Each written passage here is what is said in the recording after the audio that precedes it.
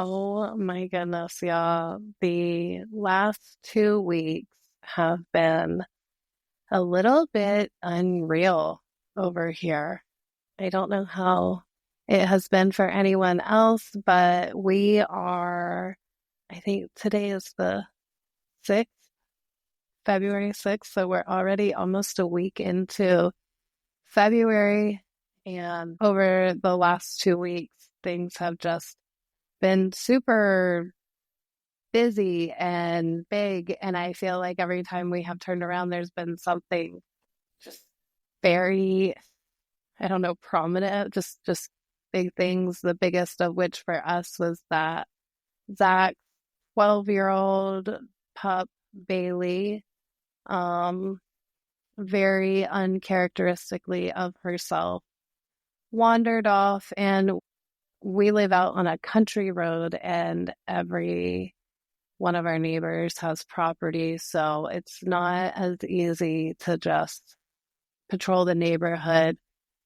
And we spent 6 days. Zach was out traipsing through the woods. Everyone was letting him on their property to go look for her. Our community's been looking for her. Friends came out to help look for her. And eventually, we have had to accept that it seems pretty apparent that she was ready to go on to the next chapter of her own journey. And as old dogs do, sometimes they just like to go give us the final loving gift that dogs live to serve and give love. And I am a very firm believer, after having lost an older dog in a more traumatic way, that when they know that it's time and they walk away from us, that's their final act of service and love, to not put us in a position where we have to walk away from them. And with that understanding, we have just been navigating the feelings and transition in our household of not having Bailey around. And especially for Zach, it's been really tough. Anybody who's had a dog for over a decade knows that that is an entire season of life, a full relationship. Some people have marriages that don't last that long, and it's a very big transition to move from that season of life into the next. So maybe it's just been us, but it just seems like there's been so much going on. And the kids fought in some jiu-jitsu competitions, so we're just super enjoying that the weather is starting to get a little bit nicer over here. Although everyone knows how there's this weird fog that seems to be sweeping the country, actually the globe. I guess it's, if that's even what shape it is, who even knows, right? The fog that everybody is getting everywhere. And Zach and I were out walking in December. I think it was like the beginning of December when it first began, or right before Christmas. And he and I were out for a walk, and we were talking about this strange fog. And I mentioned how I noticed that it had a chemically odor to it. And so it was just strange. We were acknowledging the strangeness of the fog. And I was thinking I wouldn't be surprised to see if people start getting sick. And then right around Christmas, we all came down with sore throats and respiratory things and mucus galore. And it's just been really, really ugly coughing. And it took its time kind of navigating through all of us around the house. And then for me, it took probably 3 or more weeks to get over.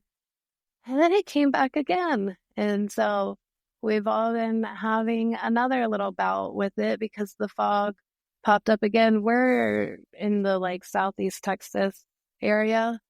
and we got snow in that also weird weather, snowstorm. But a few days afterwards, the temperatures had gone up. It was like 55 degrees outside. Some of you may have seen this story on my Instagram.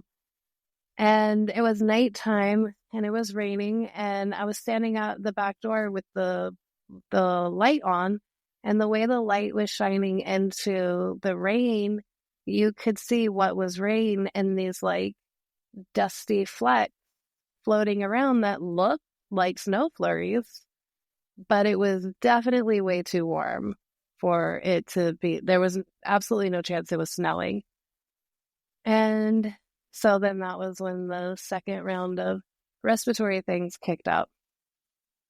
And I've been seeing lots of information about this on social media. People are talking about, I guess in Florida, there's allegedly been a lab that has tested the fog and found parasites. And I say allegedly because I've done zero research into it, but I wouldn't put it past them. So I buy it.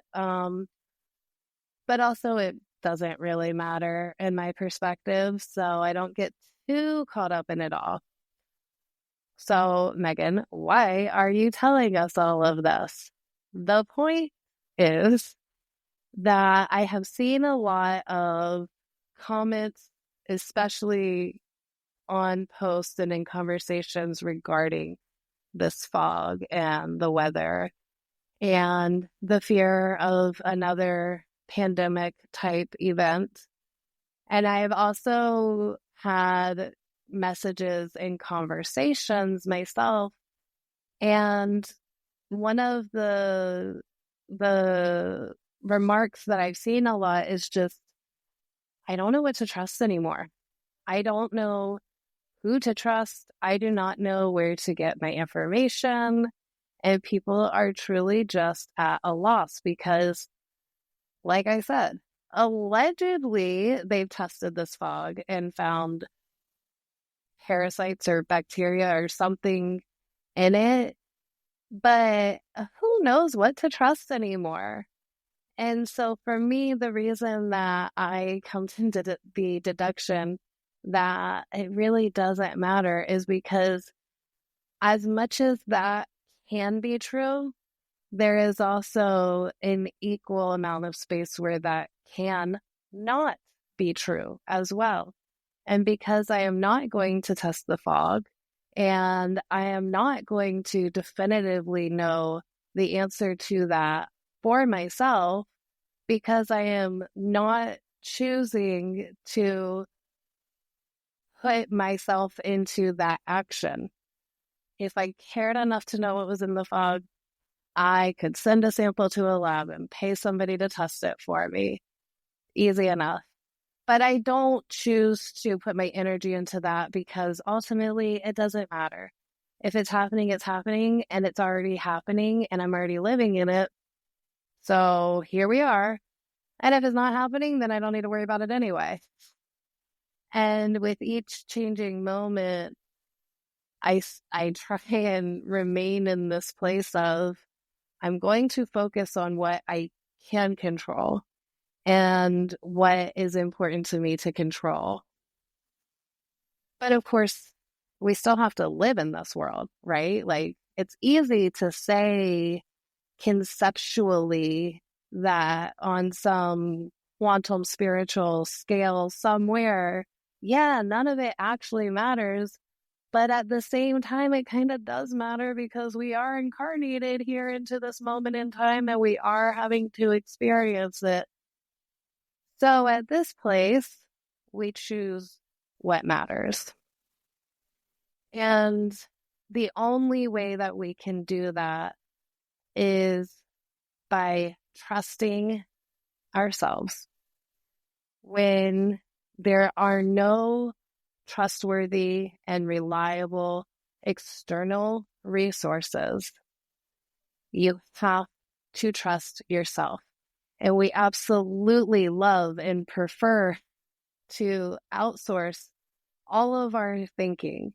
If it's something we have to really sit with, face some uncomfortable things and navigate some confusing concepts, it is so much better to outsource it. We outsource it to our parents. We outsource it to our spouse. We outsource it at some point, usually also our children. We will outsource it to our friends and our peer groups and our neighbors and our politicians and our preachers and all of these other things, our life coaches and whoever. We will outsource everything and put our trust into that space, that entity, that organization, that person, and allow them to guide us and navigate us. But when you find yourself in a position that so many of us are finding ourselves in these days, that there is not a whole lot out there to trust, then you have to turn in. It's like being inside of a nightmare where every person you go up to and ask for help, somehow like the mask comes off and they turn on you. And in that space, what I imagine I would do is I would just have to stop and look inside of myself and go, what is this place that I'm in? Why is it that every single person that I'm going to for help, I'm lost, I'm confused, I don't know where I'm at or what I'm doing or what's going on, which is like a whole lot of how we feel being in this human experience doing life. And I don't know who to trust. And then at that point, you literally just have to stop, pause everything, tune into yourself, and follow your own internal guidance system and truly just listen to yourself, but trust yourself enough to know that whatever answers you find in there are the correct answers. And I know you're like, okay, so how do I trust myself? And that's the same way as with the way that we develop trust with anyone else. Unless we are possibly a little too trusting, and then we just give away trust to people who have not naturally established it with us. And then we end up putting ourselves in a vulnerable or dangerous situation and risk some sort of negative outcome.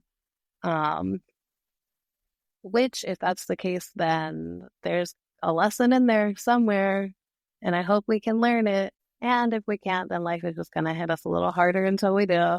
No big deal. But you establish trust with yourself through building a relationship with yourself based on trust, such as if you tell yourself, this is from personal experience.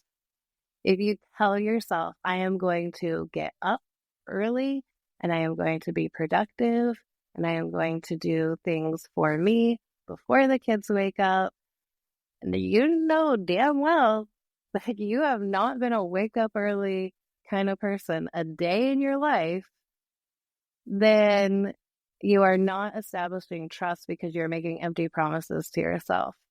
And we don't always think about doing that to ourselves because like we know that we can do it to other people because they don't know what's actually in our minds. But how can we do that to ourselves if we know what's actually in our minds? And that is the degree to which we can actually lie to ourselves. And when we lie to ourselves, the other part that was lied to also knows that.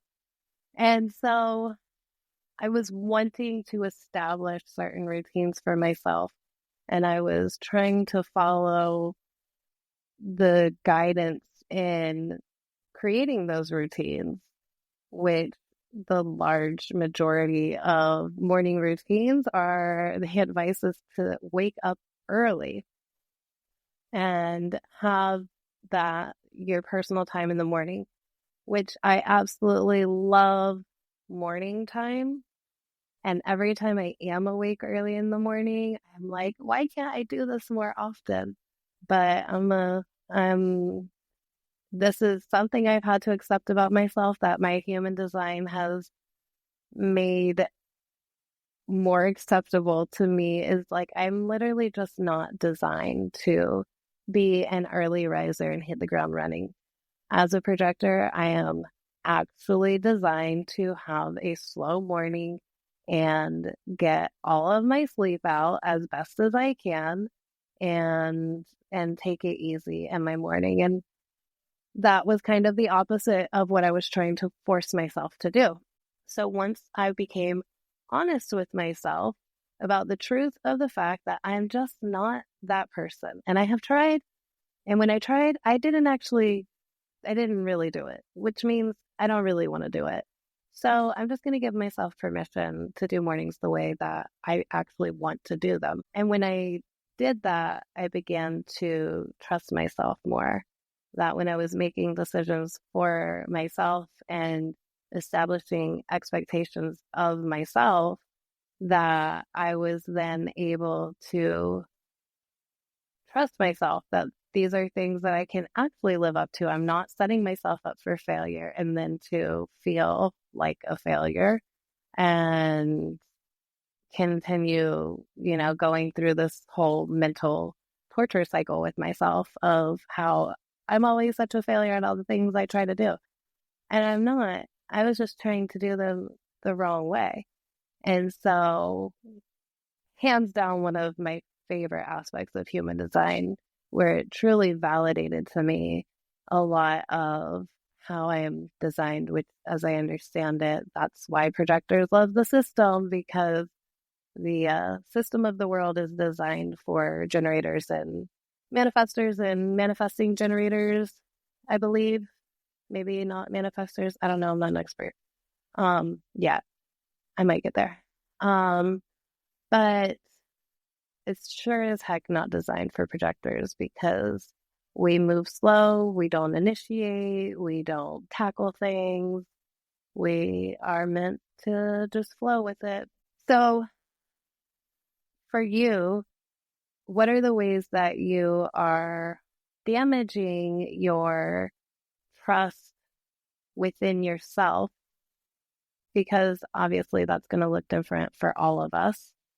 And that is your practice. That is my practice. It's all of our practice when we're trying to establish trust with ourselves.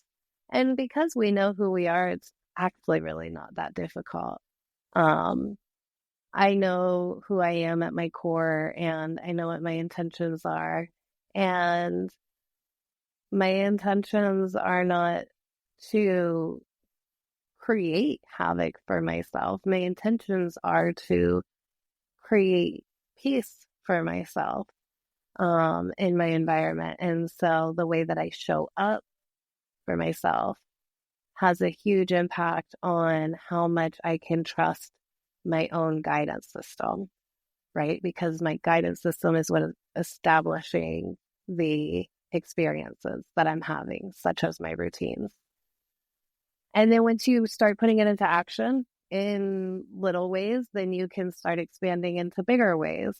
And as you establish more trust in yourself, compounded by developing clarity and understanding and knowing within yourself, you begin to be able to more easily navigate the external world as well, because you are tuned into your discernment.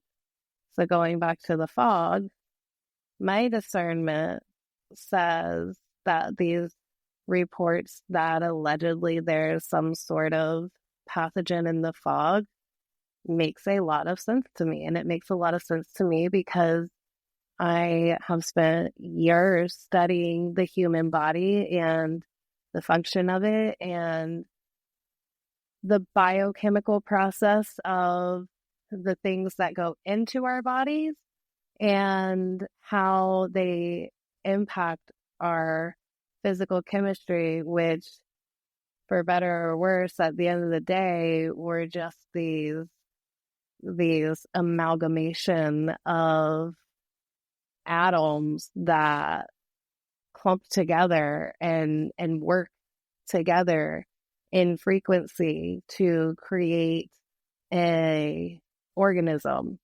And that's what we are. And so those atoms and molecules that make us up are our health. That is like everybody's learning about the food industry being completely trash.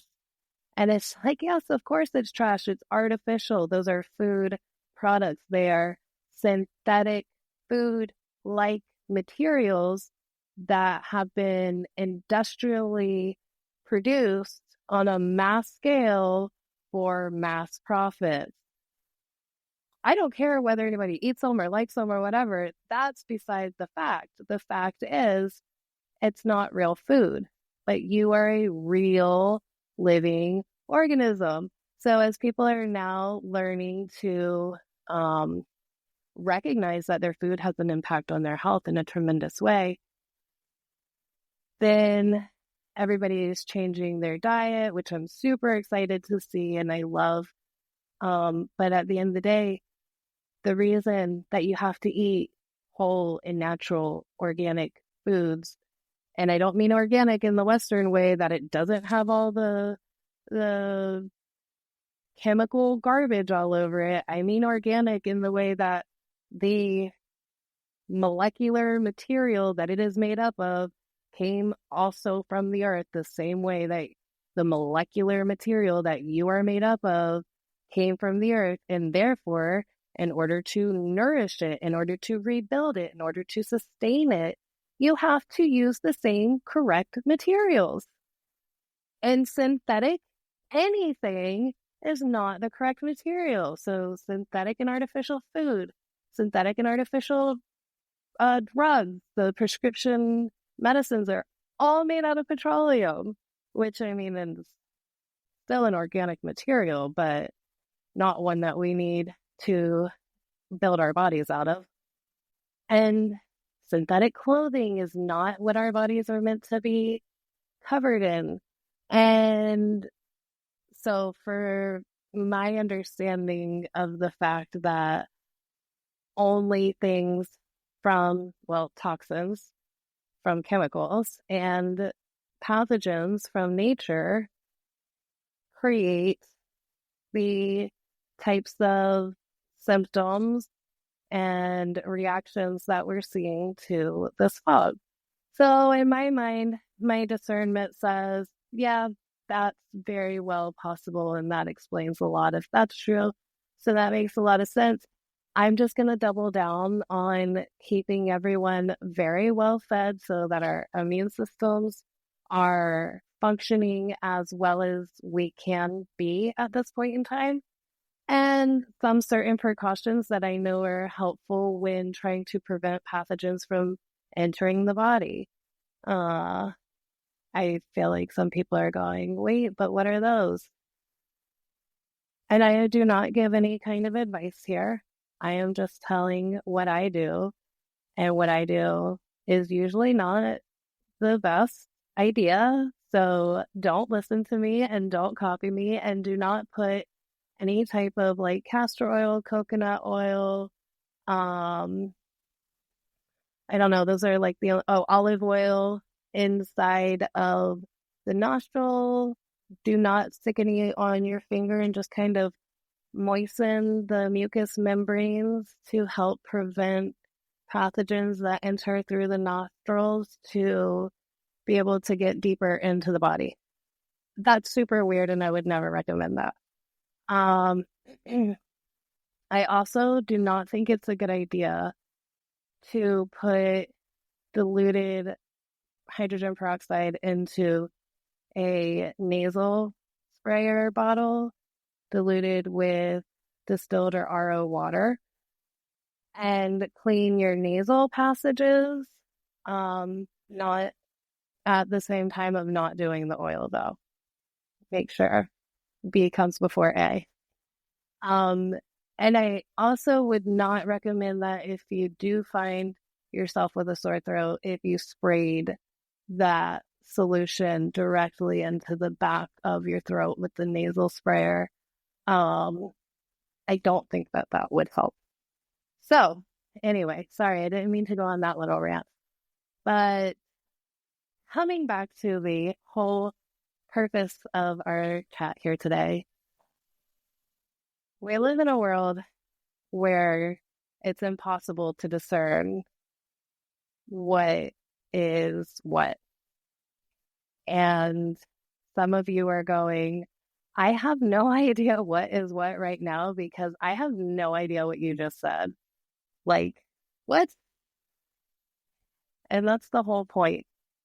Use your discernment. If I sound absolutely insane, then turn off the podcast and go, that girl is crazy. If it resonates with you, and if your internal guidance system says, wait, I think I want to keep listening to her so that I know what not to do, then keep listening and listen to yourself. You have that exact same sensation, whatever that is in your body, in your emotions, in your mind, whatever your verbal response or reaction to something is, it's always present. And when you recognize it, lean into it. So thankfully, I was very blessed to be raised by a grandmother who constantly taught me, listen to yourself, listen to yourself. I cannot remember an age before her telling me that.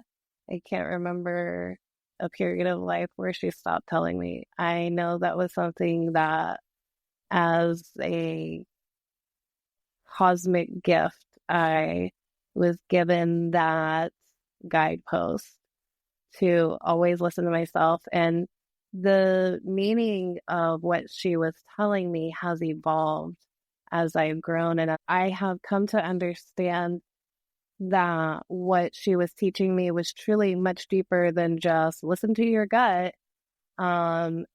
She was making sure that I was maintaining a connection that we all have as children with ourselves. And she taught me that. And she gave me that gift that I have looked on every previous part of life as I have grown, and I've looked back and I've looked back and I've looked back, and I'm like, God, I'm so glad that I have always been able to listen to myself. There have been numerous experiences, as we all have, where we listened to ourselves and we saved ourselves, or we ignored ourselves and we wished that we had. And then as I began to get to know myself and really go on this journey inward, I realized that the gift from her was that she kept that connection where I always knew how to listen to myself. And I know that it can seem a little scary, because if you listen to yourself and yourself, and when I say self, I am referring to your internal being, your spirit, your soul, your higher self, however you like to look at that. It is the you that is deeper than you. So think of it as a capital S self. When you tune in and you listen to yourself, and maybe what guidance you are getting from your higher self contradicts or is different than the guidance you're getting from those around you, that can be really difficult, because how you may have respect for the opinions of those around you. You may not. That's a good sign or a good indicator of what you should listen to. It may be alienating, or you may be guided specifically towards a decision or action that those other people are not happy with, that can really upset others. And that's a difficult place to be in.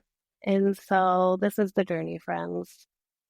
Navigating, balancing, and truly trying to align each individual self on their correct path as we navigate this collective life experience that we share with one another. And so for us at the new tribe, that concept is so foundational, where we do not choose our community and extended network and tribe based on necessity for survival. But in this world that is vastly different than the one our ancestors lived in, our tribe has to be built and created around those who we can symbiotically support one another and recognize that we are each on our own individual paths and we are choosing to do them closely side by side or in community with one another and be supportive and receive support. And so I just felt like I wanted to share that little message with my tribe today because I feel it. I feel it. I keep seeing it a lot. And someone asked me the other day, and he just was like, who do you trust? I don't know what to trust anymore. And so, as my very wonderful and fabulous grandmother, Charlene, has taught me for many, many years, listen to yourself. And as always, my friends, go with love.